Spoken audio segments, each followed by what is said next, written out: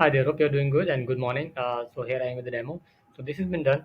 Uh, Let me show you how. So you just need to come here or you will see a custom menu showing the generate auto aircraft IDs.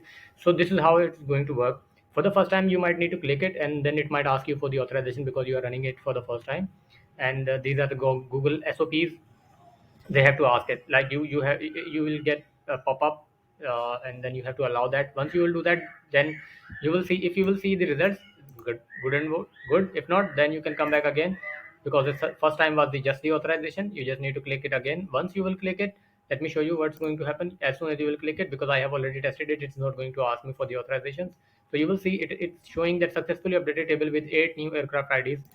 You can click OK, and you can see all the new 8 IDs are here, and which you can use to update the data from the website manually.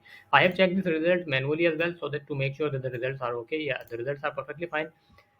So for example, if there is no IDs are available, the new IDs, if I'll run it again, it will pop you up that okay, there are no new IDs available to get the pop-ups. Yeah, I think there is something message. Let me fix that. Okay, so I'm going to test it again. There was something with the message, so I just fixed it.